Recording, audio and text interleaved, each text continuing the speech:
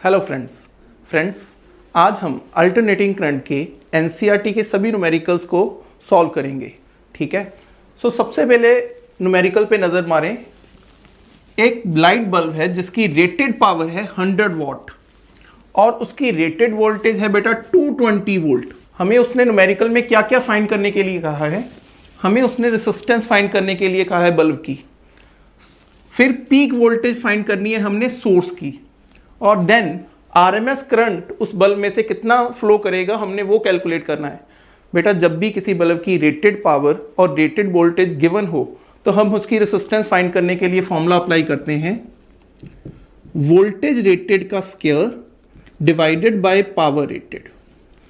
Rated voltage का बेटा square करेंगे, उसको डिवाइड किससे करेंगे? रेटेड पावर से। अब यहां बेटा रेटेड वोल्टेज कितनी है? 220 volt. So 220 into 220 divided by power rated. बेटा बल्ब की पावर रेटेड कितनी है? 100 वॉट। सब्स्टिट्यूट करो बेटा, जीरो के साथ जीरो कैंसल, इस जीरो के साथ ये वाली जीरो कैंसल। 22 इंटू 22 484 ओम। सो बेटा उस बल्ब की रेसिस्टेंस आ गई 484 ओम। अब हमने सेकंड पार्ट क्या कैलकुलेट करना है? हमने कैलकुलेट करना है peak voltage of the source. बेटा जब भी किसी न्यूमेरिकल में सिंपली हमें बता दें कि 220 वोल्ट सप्लाई पे कनेक्ट किया हुआ है। अब ये तो मेंशन किया नहीं कि ये पीक वोल्टेज है, आरएमएस वोल्टेज है या मीन वोल्टेज है, तब हमेशा हम इसे क्या कंसीडर करेंगे? हमेशा इसे हम आरएमएस वोल्टेज कंसीडर करेंगे। इसका मतलब हमारे पास आरएमएस वोल्टेज तो है, आरएमएस वोल्टेज है 220 वोल्ट, लेकिन उसने पूछा है पीक वोल्टेज सोर्स की क्या होगी। बेटा पीक वोल्टेज के लिए हम फॉर्मूला अप्लाई करेंगे। हमने पढ़ा है कि आरएमएस वोल्टेज होती है बेटा peak voltage divided by √2।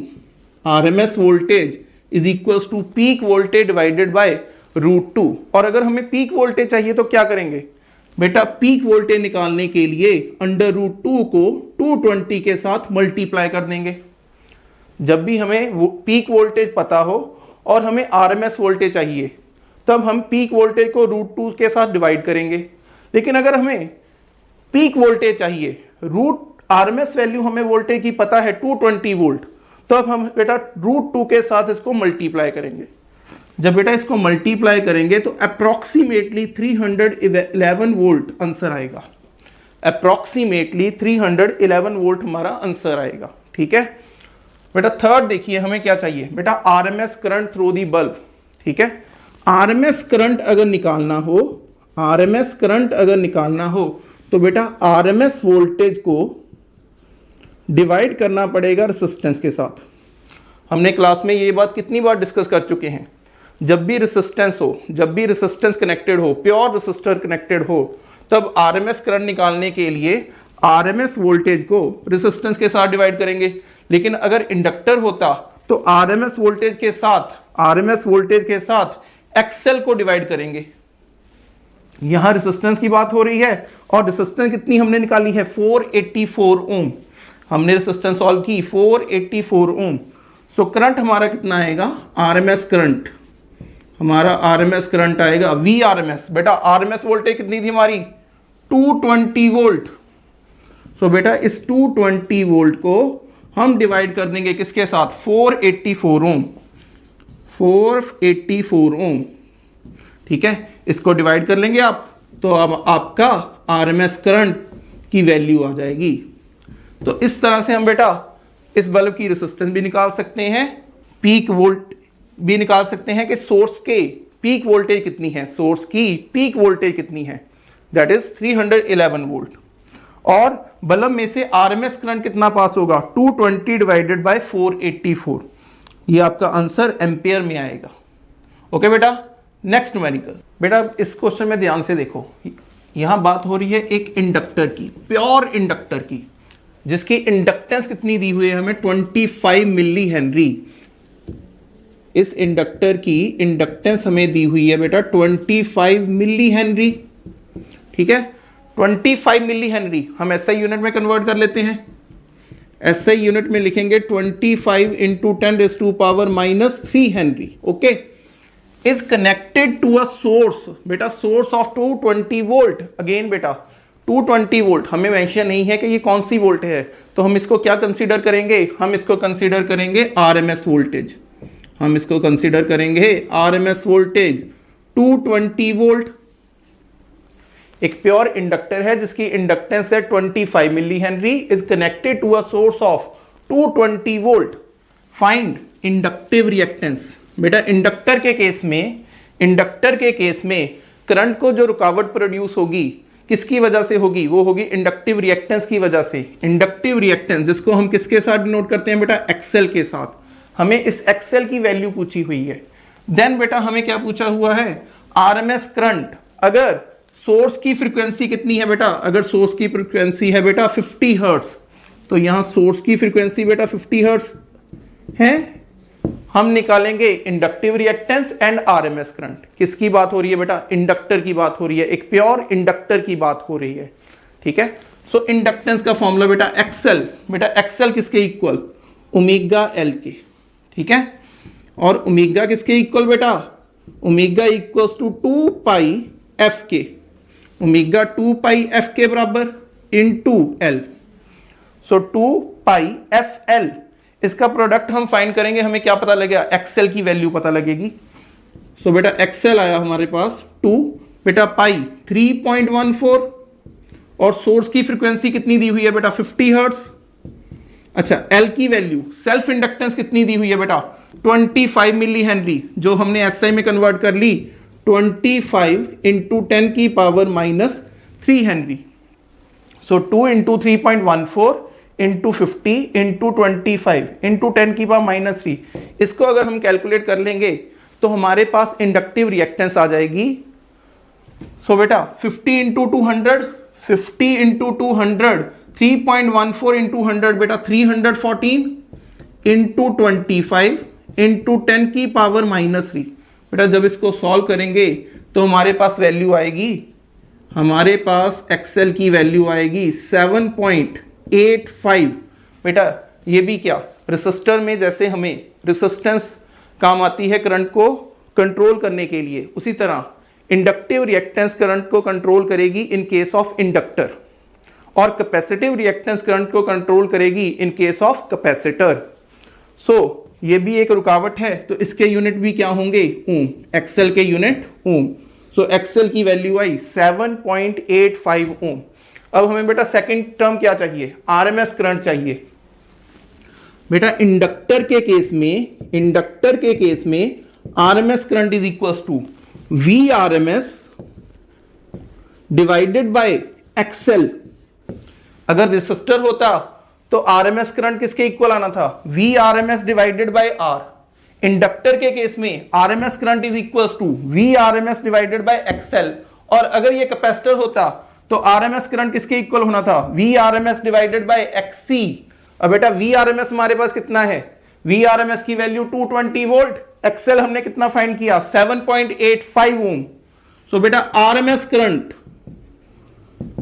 220 divided by 7.85, 220 divided by 7.85। इसको कैलकुलेट कर लोगे, इसको कैलकुलेट कर लोगे तो आपके पास क्या आएगा, आपका आरएमएस करंट आएगा इन एम्पियर। ओके बेटा नेक्स्ट क्वेश्चन। हाँ जी स्टूडेंट्स इस क्वेश्चन में हम ध्यान से देखें तो एक 15 माइक्रोफैरड का कैपेसिटर है। अब किसकी बात हुई है बेटा, किसी कैपेसिटर की बात हो रही है, ठीक है। A 15 microfarad capacitor is connected to 220 volt 50 hertz source।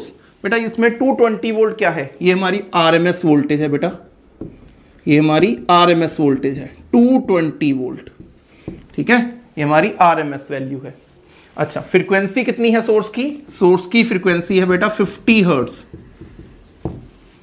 Find capacitive reactance X C and current. अब बेटा करंट उसने दोनों पूछे हैं, आरएमएस भी और पीक करंट भी पूछा है। एंड लास्ट में अगर उसने कहा है कि फ्रीक्वेंसी को डबल कर दें, अगर सोर्स की फ्रीक्वेंसी को डबल कर दें तो क्या होगा कैपेसिटिव रिएक्टेंस के साथ एंड करंट के साथ। अगर सोर्स की फ्रीक्वेंसी को डबल कर दें तो कैपेसिटिव रिएक्टेंस के ऊपर क्या फर्क पड़ेगा और करंट के ऊपर क्या फर्क पड़ेगा। ठीक है, अब इसको सॉल्व करते हैं। सो बेटा देखो, RMS voltage 220 volt, frequency 50 hertz और कैपेसिटर की कैपेसिटेंस कितनी है? कैपेसिटर की कैपेसिटेंस है 15 माइक्रोफैरड, जिसको हम लिख सकते हैं 15 इंटू 10 की पावर -6 फैरड। ठीक है, अब सबसे पहले उसने पूछा है कैपेसिटिव रिएक्टेंस। बेटा कैपेसिटिव रिएक्टेंस जैसे वैसा इंडक्टर के केस में इंडक्टिव रिएक्टेंस होती है XL, कैपेसिटर के केस में कैपेसिटिव रिएक्टेंस को हम XC के साथ डिनोट करते हैं, जिसका फॉर्मूला है 1/ωc। Capacitive reactance XC is equals to 1/ωc। अब XC को सॉल्व करें सबसे पहले। 1/2 बेटा ओमेगा किसके इक्वल? 2 f के बराबर इनटू C। सो XC हमारे पास कितना आएगा? 1 डिवाइडेड बाई 2, पाई की वैल्यू बेटा 3.14 और फ्रीक्वेंसी कितनी है? 50। और बेटा कैपेसिटेंस कितनी है? 15 इंटू 10 की पावर -6। बेटा इस 10 की पावर -6 को अगर मैं ऊपर लिख लूं तो 10 की पावर +6 हो गई। 2 इंटू 50 बेटा 2 into 50 100। XC is equals to 100 into 10 की पावर 4 लिख लूं। 10 की पावर 6 को मैं लिख सकता हूं 100 इंटू 10 की power 4 divided by 100 into 3.14 into 15। ठीक है बेटा, 100 के साथ तो 100 कैंसिल हो गया, 100 के साथ 100 कैंसिल हो गया। सो 10 की पावर 4 मतलब बेटा 10,000। सो XC हमारे पास कितनी आएगी? XC की वैल्यू हमारे पास आएगी 10,000 डिवाइडेड बाय 3.14। जो आंसर आएगा उसको हम किसके साथ डिवाइड करेंगे? 15 के साथ।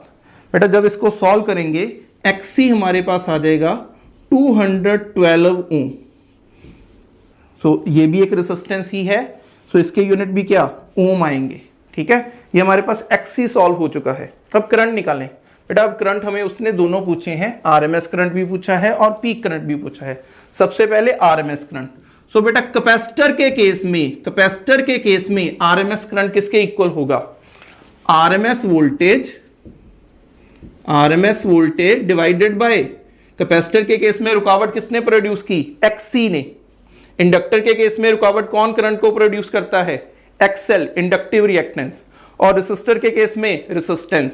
ठीक है बेटा, so IRMS is equal to VRMS divided by XC।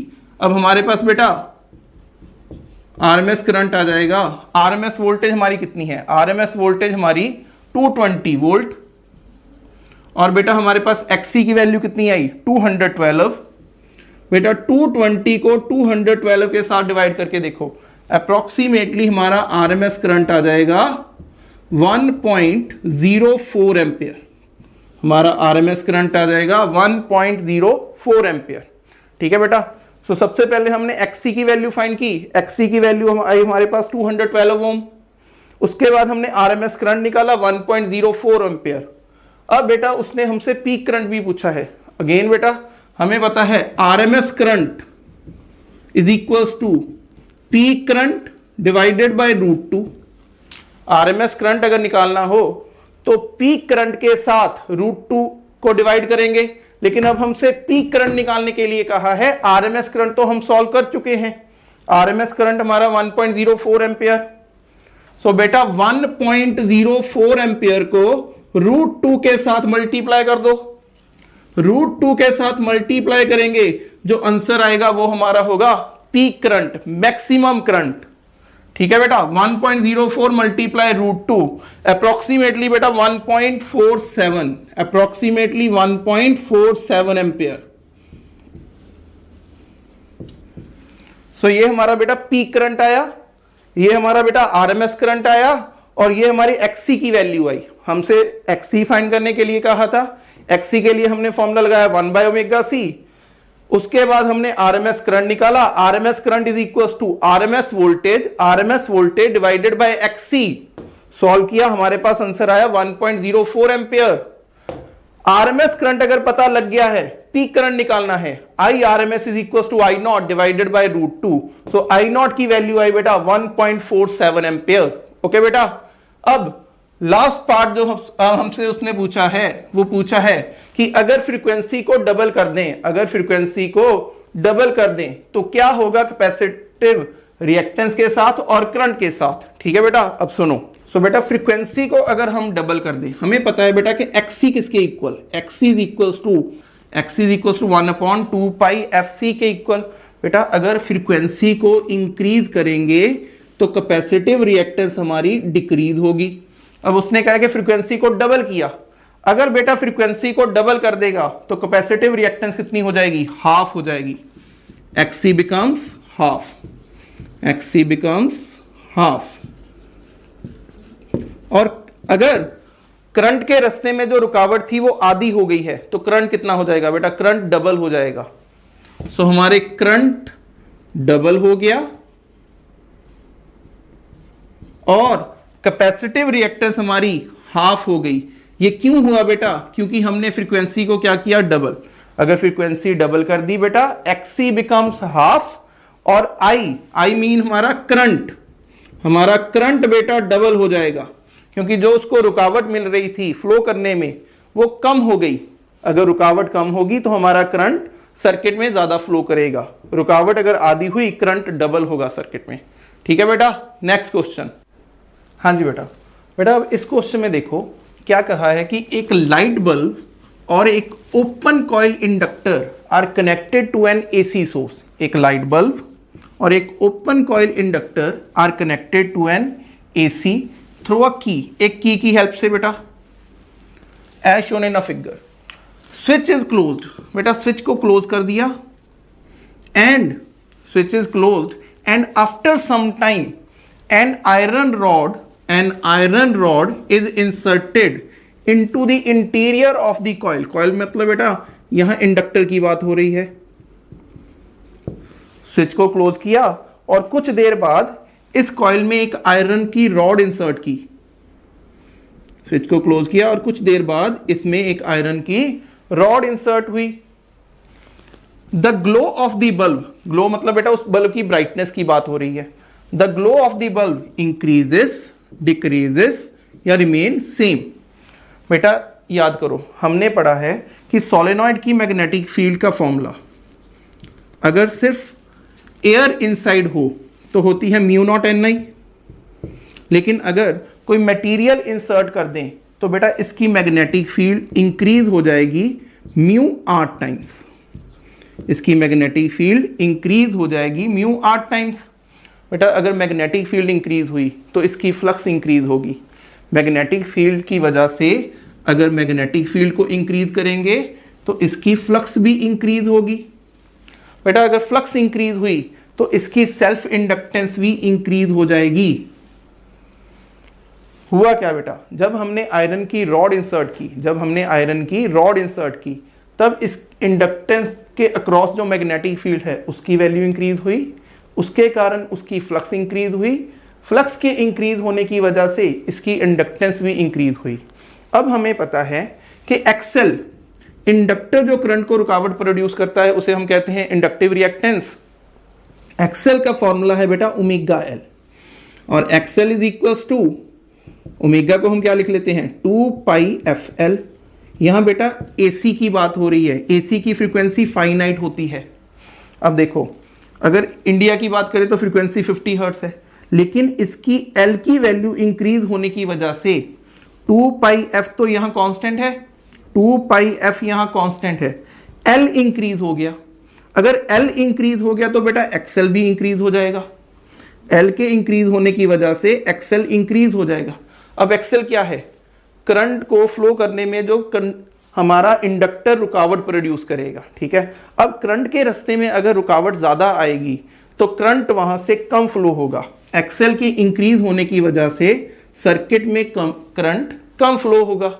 अगर करंट कम हो गया सर्किट में तो उसकी ब्राइटनेस बल्ब की पर क्या फर्क पड़ेगा बेटा, करंट अगर कम हो गया तो ब्राइटनेस भी तो ऑटोमेटिकली डिक्रीज हो जाएगी। तो सिंपल सा आंसर, मैग्नेटिक फील्ड इंक्रीज हुई, फ्लक्स इंक्रीज हुई। फ्लक्स के इंक्रीज होने की वजह से उसकी इंडक्टेंस इंक्रीज हो गई।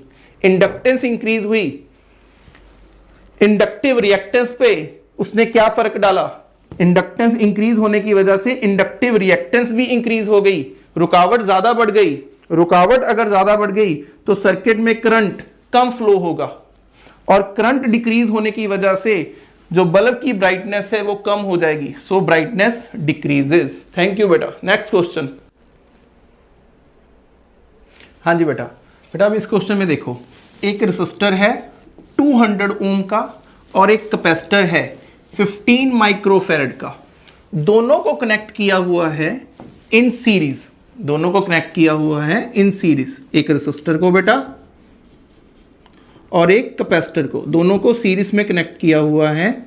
रेसिस्टेंस की वैल्यू है बेटा 200 ओम और बेटा कैपेसिटेंस की वैल्यू है 15 माइक्रोफैरड। अब दोनों को एसी सोर्स के अक्रॉस अप्लाई कर दिया है सीरीज में कनेक्ट करके। उस एसी सोर्स की आरएमएस वोल्टेज कितनी है, एसी सोर्स की आरएमएस वोल्टेज है कि सीरीज कॉम्बिनेशन के अक्रॉस वोल्टेज है 220 वोल्ट, ठीक है, और frequency 50 hertz. RMS voltage 220 volt, इस सोर्स की वोल्टेज बेटा आरएमएस वोल्टेज 220 वोल्ट और फ्रीक्वेंसी है बेटा 50 hertz. Calculate current in the circuit, calculate current in the circuit. बेटा अगर अकेला रेसिस्टर होता तो मैं कहता कि V R M S divided by R कर लो, अगर अकेला इंडक्टर होता तो हमने अगर आर एम एस करंट निकालना है तो वी आर एम एस को डिवाइड कर देते एक्सएल के साथ, लेकिन यहां हमारे पास अकेला ना रेसिस्टर है, ना अकेला इंडक्टर है, ना अकेला कैपेसिटर है, एक कॉम्बिनेशन है रेसिस्टर और कैपेसिटर का। बेटा इस केस में हमारे पास जो रुकावट होगी उसको हम कहते हैं इंपीडेंस ऑफ आरसी सर्किट, और इंपीडेंस ऑफ आरसी सर्किट का फॉर्मूला हमारे पास है Z is equal to under root of R square plus XC का स्क्वायर, ठीक है। इंपीडेंस ऑफ आरसी सर्किट किसके इक्वल होगी बेटा, इंपीडेंस क्या है, अब ये दोनों मिलके करंट को कितनी रुकावट प्रोड्यूस करेंगे उसे हम कहते हैं इसकी इंपीडेंस, ठीक है। Impedance of RC circuit, resistance और कैपेसिटर दोनों सीरीज में कनेक्टेड हैं, उसका फॉर्मूला बेटा Z is equal to under root of R square plus XC का स्क्वायर, ठीक है। सो सबसे पहले हमें Z कैलकुलेट करना होगा। R की वैल्यू बेटा कितनी 200, सो 200 का स्क्वायर। XC की वैल्यू बेटा, XC का फॉर्मूला हमें याद है, XC is equal to 1 upon omega C, so XC is equal to 1 upon 2 pi F into C। बेटा कैपेसिटेंस कितनी है हमारी 15 माइक्रोफैरड, बेटा माइक्रो 10 की पावर -6 ऊपर जाके बेटा 10 की पावर +6। सो बेटा हमने यही चीज पहले भी हमने एनसीईआरटी के सेकंड न्यूमेरिकल में कर चुके हैं। 10 की power 6 divided by 2F into 15, हमारा आंसर आया था 212 ओम। सो XC की वैल्यू हमारी कितनी है 212 ओम। XC की वैल्यू यहां सब्स्टिट्यूट करेंगे 212 का स्क्वायर, ठीक है। सो बेटा 200 का स्क्वायर प्लस 212 का स्क्वायर, जितना आंसर आएगा उसका अंडर रूट फाइंड करेंगे, तब हमारे पास Z की वैल्यू आएगी। और जब हम इसकी कैलकुलेशन करेंगे हमारे पास Z आएगा बेटा 291.67 ओम। ये हमारे पास बेटा Z की वैल्यू आई। Z क्या चीज है, रेसिस्टर और कैपेसिटर अगर दोनों सीरीज में कनेक्ट करके करंट को पास करवाने की कोशिश करें तो करंट को कितनी रुकावट मिलेगी उसे हम कहते हैं इंपीडेंस ऑफ आरसी सर्किट, जिसका formula under root of R square plus XC का स्क्वायर। आर की वैल्यू बेटा 200, XC की वैल्यू हमने पिछले न्यूमेरिकल में एक में निकाल चुके हैं, XC हमारा कितना आया था 212। सो आर की वैल्यू पुट की 200, X की वैल्यू पुट की 212, Z आया हमारा 291.67 ओम, ठीक है। अब करंट निकाल लें, IRMS इज इक्वल टू बेटा VRMS divided by Z, VRMS divided by Z। क्यों, यहां अकेला रेसिस्टर नहीं है, यहां अकेला इंडक्टर नहीं है, यहां अकेला कैपेसिटर नहीं है, एक रेसिस्टर और कैपेसिटर दोनों सीरीज में कनेक्टेड हैं। देन उस केस में IRMS is equal to VRMS divided by Z के equal. So IRMS is equal to VRMS की वैल्यू बेटा 220 वोल्ट, VRMS की वैल्यू बेटा 220 वोल्ट। सो 220 डिवाइडेड बाय 291.67, बेटा इसको सॉल्व कर लो। 220 डिवाइडेड बाय 291.67, जब इसको सॉल्व करेंगे हमारे पास आंसर आएगा, 0.755 एम्पियर। सो ये हमारा बेटा RMS करंट आ गया, ठीक है। सो सर्किट में से RMS करंट कितना फ्लो करेगा, 0.755 एम्पियर, ठीक है बेटा। Z फाइंड किया, RMS करंट फाइंड किया। अब सेकंड हमसे उसने क्या पूछा है, उसने पूछा है voltage across resistor end voltage across capacitor, ठीक है बेटा। बेटा रेसिस्टर के अक्रॉस जो वोल्टेज है, याद करो ओम्स लॉ ने क्या कहा था, V is equal to IR। Resistor के अक्रॉस अगर वोल्टेज निकालनी है तो तब हम फॉर्मूला लगाएंगे VR is equal to I into R। अच्छा हमारा I कितना है, 0.755। रेसिस्टर के अक्रॉस वोल्टेज निकालने के लिए 0.755 जो हमारे करंट की वैल्यू है उसको हम डिवाइड करेंगे रेसिस्टेंस के साथ। रेसिस्टेंस कितनी है हमारी बेटा, 200। सो बेटा ये हमारी आ जाएगी voltage across resistor 0.755 into 200, approximately बेटा 151 वोल्ट, ठीक है। ये हमारी वोल्टेज है बेटा रेसिस्टर के अक्रॉस। जब हमने 0.755 को 200 के साथ मल्टीप्लाई किया, रेसिस्टेंस के अक्रॉस वोल्टेज आ गई बेटा 151 वोल्ट अप्रोक्सीमेटली, ठीक है। और अगर हमने कैपेसिटर के अक्रॉस निकालनी है तब हम बेटा करंट को किसके साथ मल्टीप्लाई करेंगे, C। अगर कैपेसिटर के कारण हमें वोल्टेज पता करनी हो, वोल्टेज कैपेसिटर के अक्रॉस कितनी ड्रॉप हुई, तो I को किसके साथ मल्टीप्लाई करेंगे, XC के साथ। ऐसे ही अगर हमसे इंडक्टर के अक्रॉस वोल्टेज पूछ लें तो I को किसके साथ मल्टीप्लाई करेंगे, XL के साथ।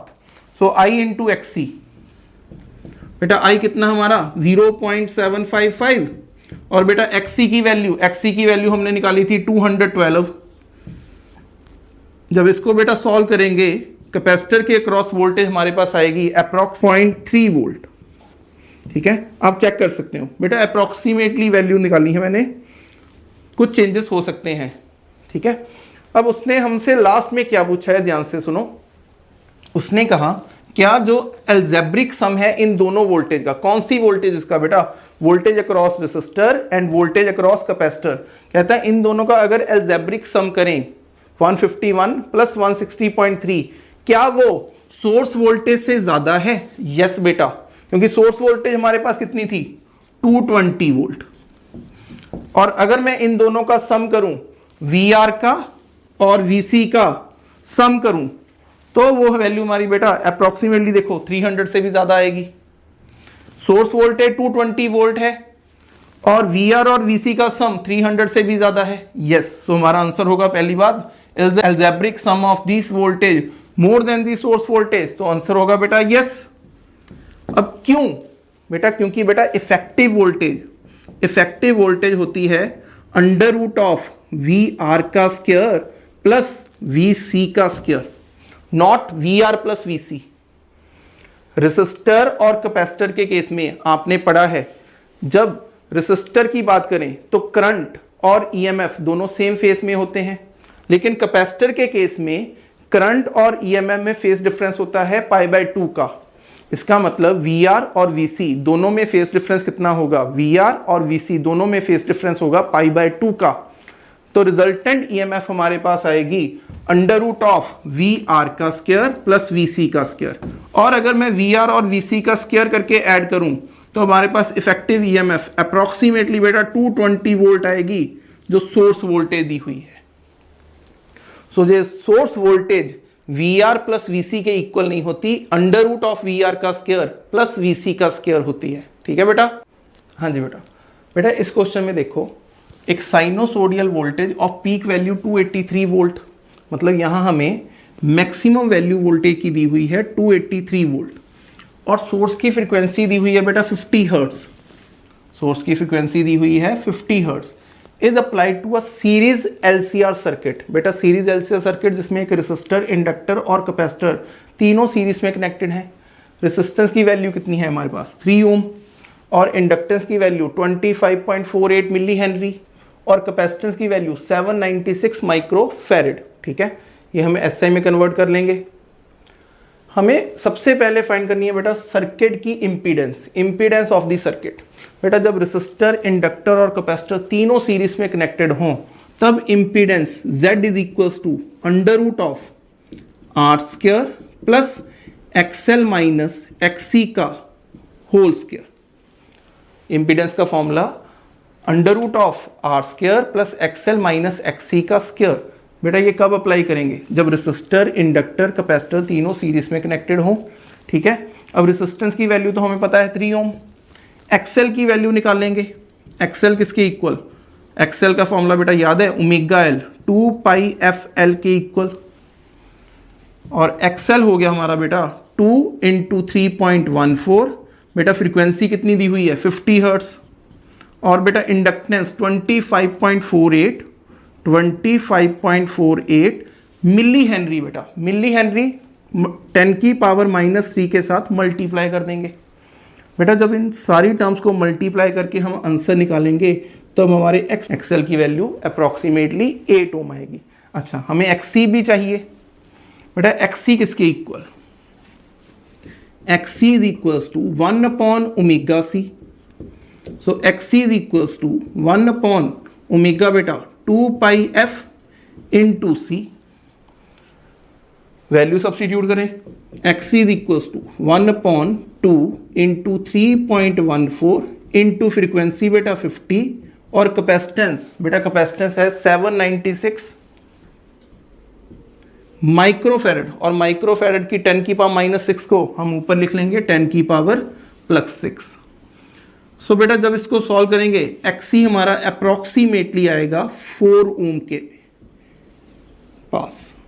एक्सी की वैल्यू आई 4 ओम।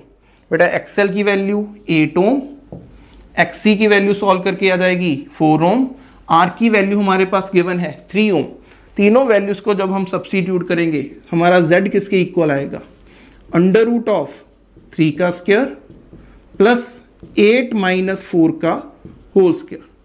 सो बेटा Z is equals to under root of 3 का स्क्वायर। बेटा 8 माइनस 4 4, 3 का स्क्वायर बेटा 9 एंड 4 का स्क्वायर बेटा 16। 9 प्लस 16 25 और under root 25। Z is equals to 5 ohm. So बेटा इस सर्किट की इंपीडेंस हमारे पास कितनी आई? 5 ओम। अब इंपीडेंस निकालने के लिए हमें ये फॉर्मूला याद होना चाहिए, under root of R square plus XL minus XC का होल स्क्वायर। आर की वैल्यू थी, एक्सएल फाइंड कर लिया और एक्सी फाइंड की। एक्सएल फाइंड किया, एक्सी फाइंड की, वैल्यू सब्स्टिट्यूट की, हमारे पास Z आया 5 ओम। ठीक है बेटा, अब Z के बाद हमें क्या चाहिए? हमें चाहिए कि फेस डिफरेंस कितना है।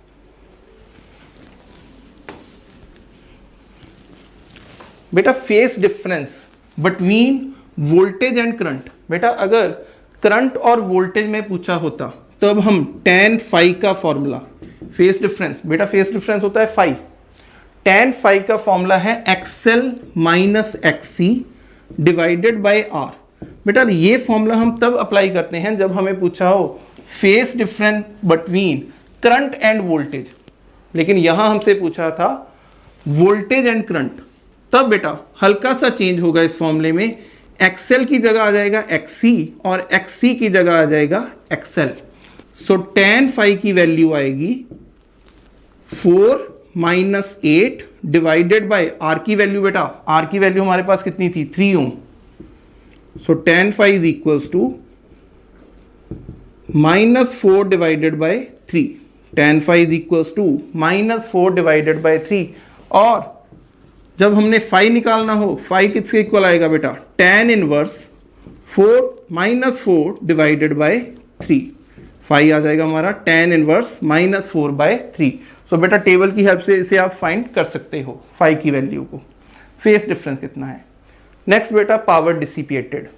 बेटा जब रेसिस्टर, इंडक्टर, कैपेसिटर तीनों कनेक्टेड हो सीरीज में, इंडक्टर कोई पावर कंज्यूम नहीं करेगा, कैपेसिटर कोई पावर कंज्यूम नहीं करेगा, क्योंकि बेटा इंडक्टर और कैपेसिटर दोनों में ही करंट और वोल्टेज में फेस डिफरेंस होता है π/2 का। और जब हम इंडक्टर के अक्रॉस पावर निकालेंगे आंसर 0 आ जाएगा और कैपेसिटर के अक्रॉस पावर निकालेंगे तब भी 0 आ जाएगा। सो पावर डिसिपिएट जो भी होगी वो किसकी वजह से होगी, सिर्फ और सिर्फ रेसिस्टर की वजह से होगी। इस पूरे सर्किट में जो पावर डिसिपिएट होगी सिर्फ और सिर्फ रेसिस्टर के कारण होगी। और हमें पावर डिसिपिएटेड का फॉर्मूला आता है I² R। पावर डिसिपिएटेड किसके इक्वल होगी बेटा, I² R। सो इसके लिए हमें सबसे पहले I चाहिए, रेसिस्टेंस की वैल्यू तो हमें पता है 3 ओम, ठीक है। अब सबसे पहले सर्किट में I निकालें। अब बेटा यहां कौन सा करंट निकालें, कौन सा करंट, RMS करंट। ये जो I लिख रहा हूं ये RMS करंट है। सो RMS करंट किसके इक्वल होगा बेटा, VRMS डिवाइडेड बाय Z, क्योंकि यहां अकेला रेसिस्टर नहीं है, इंडक्टर नहीं है, कैपेसिटर नहीं है, तीनों सीरीज में कनेक्टेड हैं। तीनों ने मिलकर जितनी करंट के रास्ते में रुकावट प्रोड्यूस की उसे हम कहते हैं impedance of LCR series circuit, जो किसके इक्वल आई बेटा, 5 ओम के इक्वल आई। So IRMS is equal to VRMS। अब VRMS हमारे पास तो सी peak voltage 283 volt. So RMS voltage निकालने के लिए इस पीक वोल्टेज को पहले तो डिवाइड करेंगे √2 के साथ। VRMS किसके इक्वल बेटा, V0 डिवाइडेड बाय √2, नीचे साथ में Z से मल्टीप्लाई कर देंगे। IRMS की वैल्यू, सो बेटा V0 कितना है, V0 है बेटा 283, V0 की वैल्यू 283 डिवाइडेड बाय √2, और बेटा Z कितने इक्वल, किसके इक्वल आया हमारे पास, 5 के। सो बेटा 283 डिवाइडेड बाय 5 डिवाइडेड बाय √2, हमारे पास IRMS की वैल्यू आ जाएगी। और इस सर्किट में कितना RMS करंट फ्लो होगा, 283 डिवाइडेड बाय 5 डिवाइडेड बाय √2, अप्रोक्सीमेटली बेटा 40 एम्पियर। सो सर्किट में से RMS करंट की वैल्यू होगी 40 एम्पियर, ठीक है बेटा। RMS करंट पता लग गया हमें, और अब हमें क्या चाहिए, कितना पावर डिसिपिएट हुआ। सो बेटा करंट की वैल्यू कितनी सब्स्टिट्यूट करेंगे, 40, और रेजिस्टेंस कितनी है हमारे पास, 3 ओम। रेजिस्टेंस कितनी है हमारे पास, 3 ohm. So power dissipated is equals to I² R। बेटा I की वैल्यू 40 का स्क्वायर इंटू 3, बेटा 40 का स्क्वायर इंटू 3, 4 का स्क्वायर 16, 4800, ठीक है बेटा, 4800 वॉट। सो इतनी पावर डिसिपिएट हुई अक्रॉस रेसिस्टर। बेटा सीरीज LCR सर्किट में जो पावर डिसिपिएट होगी सिर्फ और सिर्फ रेसिस्टर के कारण होगी, इंडक्टर के कारण कोई पावर डिसिपिएट नहीं होगी, कैपेसिटर के कारण कोई पावर डिसिपिएट नहीं होगी। बेटा कारण होता है कि इंडक्टर और कैपेसिटर दोनों में ही फेस डिफरेंस होता है π/2 का, ठीक है बेटा। बेटा पावर फैक्टर का फॉर्मूला होता है cos phi, ठीक है। फाई क्या है यहाँ बेटा, फाई हमारा फेस डिफरेंस। सो LCR सर्किट में सबसे पहले हम इंपीडेंस ट्रायंगल बना लेते हैं। इंपीडेंस ट्रायंगल की हमें काफी मदद मिलती है पावर फैक्टर निकालने में लिए, फेस डिफरेंस निकालने के लिए, ठीक है। अब यहां होता है बेटा रेसिस्टेंस, यहां होती है बेटा XL माइनस XC की वैल्यू, और यहां होता है बेटा Z। इस इंपीडेंस ट्रायंगल में जो बेस है वो R को रिप्रेजेंट करता है, रेसिस्टेंस को। जो परपेंडिकुलर है बेटा वो XL माइनस XC को रिप्रेजेंट करवाएगा, और जो हमारा हाइपोटेनियस होगा वो इम्पीडेंस, LCR सर्किट की इम्पीडेंस। बेटा R की वैल्यू तो हमें पता है, R की वैल्यू है 3 ओम, और Z हमारा कितना आया था बेटा, Z हमारा आया था 5 ओम, और XL माइनस XC की वैल्यू बेटा ये आई थी 4 ओम, ठीक है। अब देख लो, हमें चाहिए बेटा cos phi की वैल्यू। cos phi, phi हमारा यहां है, phi हमारा यहां है, cos phi बेटा cos base upon hypotenuse, base upon hypotenuse. So बेटा बेस किसके इक्वल, cos phi किसके इक्वल आया, R divided by hypotenuse. Hypotenuse हमारा क्या है, Z। सो बेटा पावर फैक्टर का फॉर्मूला आपको याद होना चाहिए, cos phi is equals to R divided by Z। So बेटा R की वैल्यू हमारे पास कितनी है, R की वैल्यू है हमारे पास 3 ओम। सो 3 डिवाइडेड बाय 5। सो बेटा cos phi आ गया हमारा 3 डिवाइडेड बाय 5 विच इज इक्वल्स टू 0.6। ये हमारे पावर फैक्टर की वैल्यू आई। सो ये क्वेश्चन कंप्लीट हुआ।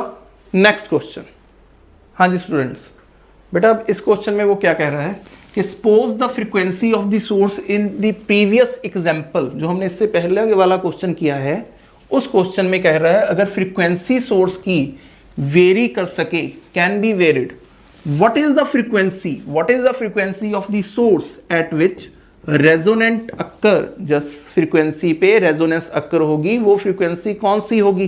बेटा रेजोनेंस फ्रीक्वेंसी का formula 1/2 pi under root LC, ठीक है बेटा। यहां L और C की वैल्यू वही प्रीवियस एग्जांपल में से लेंगे।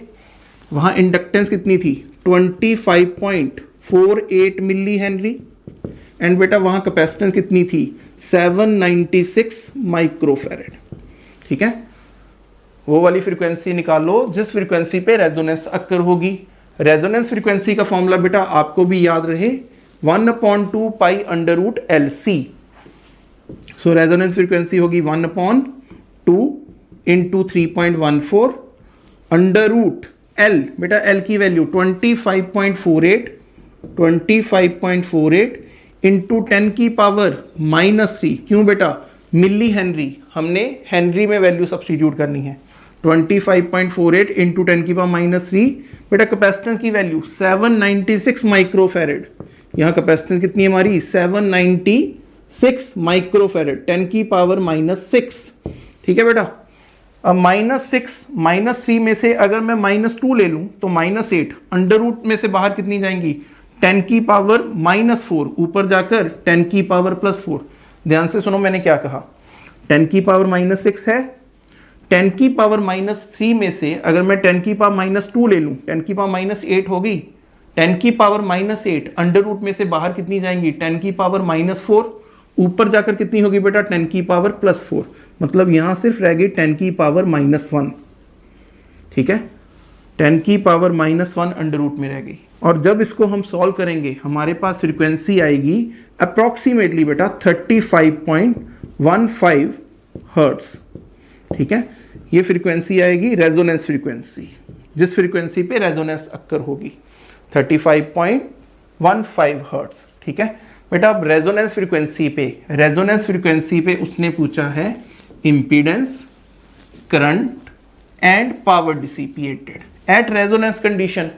बेटा रेजोनेंस कंडीशन पे XL XC के बिल्कुल इक्वल होता है। At resonance XL is equals to XC। अगर बेटा XL XC के बिल्कुल इक्वल है तो हमारा Z किसके इक्वल आएगा, Z इक्वल आएगा under root of R square plus XL minus XC का होल स्क्वायर लिखते हैं। अब अगर XL और XC दोनों इक्वल हैं तो बेटा देखो दोनों को जब माइनस करूंगा आंसर कितना आएगा 0 आएगा। तो Z हमारा सिंपली किसके इक्वल आ गया R के। तो बेटा रेजोनेंस पे एट रेजोनेंस इंपीडेंस Z किसके इक्वल, सिर्फ और सिर्फ रेजिस्टेंस के equal. At resonance impedance Z is equals to R, resistance जो हमने सिर्फ रेजिस्टेंस अप्लाई की थी। और बेटा रेजिस्टेंस कितनी अप्लाई की थी 3 ओम। प्रीवियस एग्जांपल में रेजिस्टेंस की वैल्यू कितनी थी 3 ओम, तब अब यहां Z की वैल्यू भी कितनी हो गई 3 ओम हो गई, ठीक है। और करंट कैलकुलेट करें बेटा, current IRMS VRMS divided by Z। बेटा VRMS V0 divided by √2, VRMS is equal to V0 divided by √2 into Z, ठीक है। V0 की वैल्यू थी 283 डिवाइडेड बाय √2 इंटू 3। बेटा इसको निकाल लो, RMS करंट पता लग जाएगा एट रेजोनेंस। बेटा रेजोनेंस पे XL XC के बिल्कुल इक्वल, Z किसके इक्वल R के। जब Z, अब देखो Z मिनिमम है, Z की वैल्यू इंपीडेंस पे मिनिमम होती है, करंट इंपीडेंस पे मैक्सिमम होगा। अब जो मैक्सिमम करंट आएगा वो आएगा 283 डिवाइडेड बाय √2 इंटू 3, 66.7 एम्पियर के अप्रोक्सीमेटली इक्वल। निकाली, करंट निकाला। अब क्या निकालेंगे, अब निकालेंगे बेटा पावर डिसिपिएटेड। बेटा power dissipated at resonance I²R। बेटा अब हमारा करंट रेजोनेंस पे हमारा करंट कितना है 66.7 एम्पियर। सो पावर डिसिपिएटेड कितनी होगी, पावर डिसिपिएटेड 66.7 का स्क्वायर इंटू R। बेटा R 3, ठीक है, इसकी वैल्यू निकाल लो, ये हमें पता लगेगी पावर कितनी डेसिपेट हुई रेजोनेंस पे। ये हमारे पास आया करंट एट रेजोनेंस। बेटा रेजोनेंस पे याद रखना एक्सएल एक्ससी के बिल्कुल इक्वल होगा, जेड किसके इक्वल होगा, आर के। अगर इंपीडेंस बिल्कुल मिनिमम है, ये होगी minimum impedance at resonance. Eight resonance impedance की वैल्यू मिनिमम होती है और करंट की वैल्यू बेटा मैक्सिमम होती है। Current maximum, so power dissipated भी ज्यादा होगा एट रेजोनेंस। क्लियर बेटा। Next question. हाँ जी स्टूडेंट्स, बेटा अब इस क्वेश्चन में देखो वो क्या कह रहा है, show that the free oscillations of LC circuit. बेटा एलसी सर्किट जिसमें इंडक्टर और कैपेसिटर कनेक्टेड है, sum of energy stored in capacitor, sum of energy stored in capacitor and inductor is constant in time. जो inductor के पास energy है और जो कैपेसिटर के पास एनर्जी है, अगर उन दोनों का सम करें तो वो जो टोटल एनर्जी आएगी वो टाइम से इंडिपेंडेंट होगी, वो किसी भी टाइम पे डिपेंड नहीं करेगी।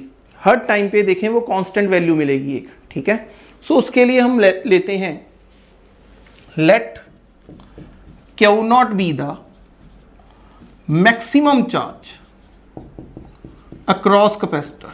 क्यू नॉट को क्या ले लिया बेटा, मैक्सिमम चार्ज अक्रॉस कैपेसिटर।